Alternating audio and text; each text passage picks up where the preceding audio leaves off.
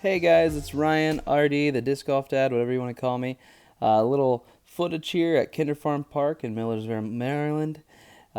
Short to long front nine. So first hole here, pretty simple, but double mando. I get a little bit too much air under the disc and caught the guardian tree, knocked me down. I'm playing to these yellow baskets here, not that one right in front of me. Caught the last branch. Thought I had a shot to go in, but it's alright. And here I am for the short tap in. Starting off with a par. Not what I wanted, but we'll take it.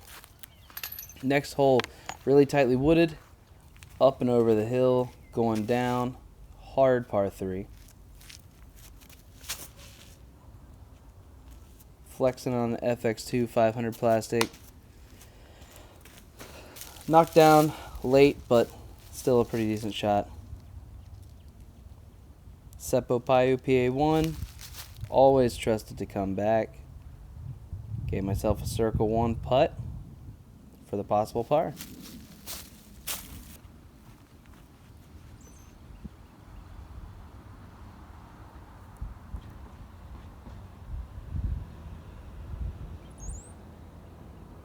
And I missed it.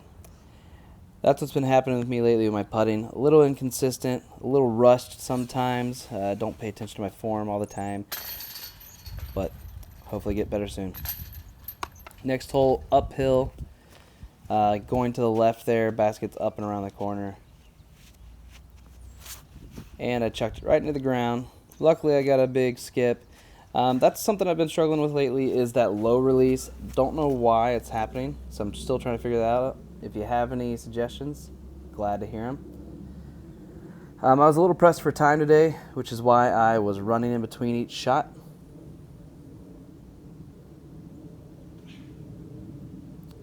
Pretty solid layup. Should be an easy par now. I think that running in between holes definitely played a factor in my inconsistency today, but you know, better next time. I won't do that. Ridge roller helping me out, getting me up the hill here, and tapping into par. This next hole has 2 tee pads right next to each other. Left one is the short tee pad, right one, really different shot from the right there. And whack right into a tree.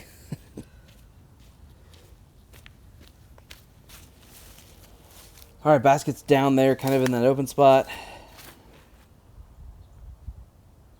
Pretty good pump on the forehand there, but I didn't give it enough air and the grass was a little high, so it dug in. Thought I was in a better position than I was, but still gave myself a pretty decent run. But I put the nose up and the wind caught it.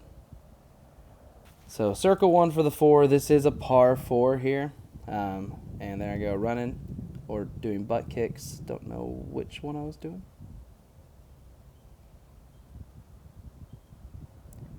And I missed it again. That is 2 if we're counting for the day. Like I said, that's been the issue. The difference between me being advanced and intermediate is my consistency. Next hole, easy par 3. Always should get this one. MX3 500 plastic.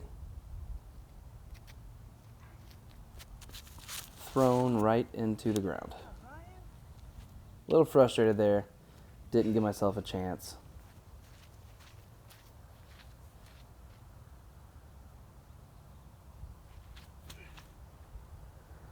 But up there for a tap in par.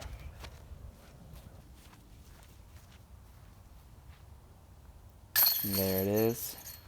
Struggling a little bit. Trying not to touch the basket at all because of the COVID-19. Trying to adhere to all those standards. This is probably one of my favorite holes on the course. 390 feet, slightly uphill. It is a far hole, difficult. And I absolutely laced it. My best shot of the day probably. D Model OS by Prodigy. It's one of my new favorite discs. They've been absolutely crushing it. And I just threw that 375 feet up the hill. and it's a great shot for me.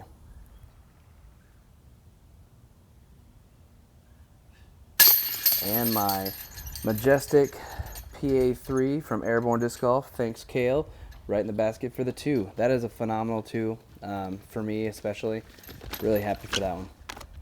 Next hole, another tightly wooded one, up and far to the right. Got the X1, gonna rip it. Exactly what I wanted, and caught a last tree, which knocked me down a little bit. But I've still got to look for the up and down.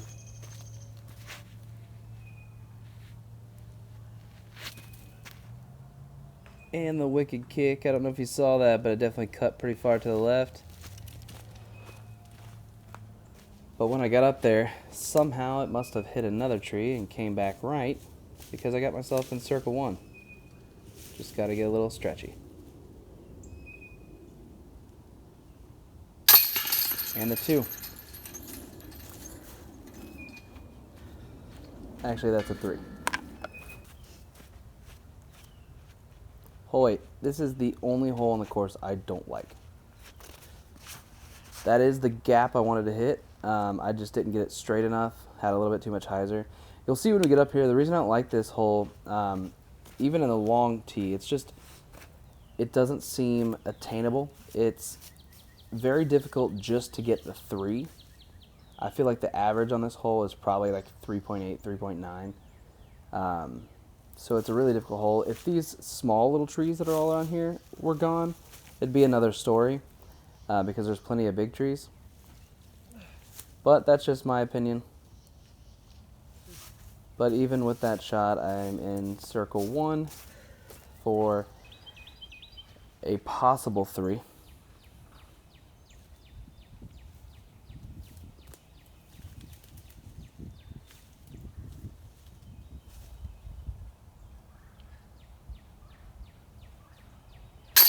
And I missed it again. You know, that one had a little bit, there was a twig in front of me that I had to go around, but still, I should not be missing 3 circle 1 putts now.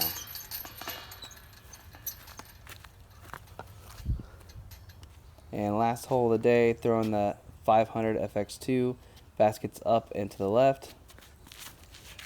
I pured the gap that I wanted to hit, caught the top of the hill, and got the skip I wanted. Really happy to end on that throw.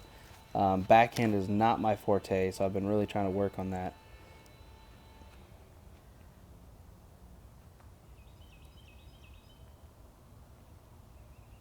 And a nice 2 to end the day. As you can see, up and down, 3 inside circle 1 missed putts. Definitely didn't help. But you know what? I had fun. Still got a lot of time to progress, and hopefully ready for whenever tournaments do kick up again. Hey guys, thanks again for watching. So that was my first full round with my Prodigy gear. I've been just testing out the brand because I really love what they're doing. I don't know if you saw my in the bag, but that's kind of what that is. Thanks for Airborne Disc Golf, who I bought probably half the discs from and the hats. I'm excited to see what this kind of time off from tournaments does for me, because I can spend a little more time working in the field. If I can get some consistency, and Drew Gibson's working on my form critique right now, so hopefully that'll pan out and help me out a little bit. But thanks for watching. Subscribe if you like it. Catch you later, guys.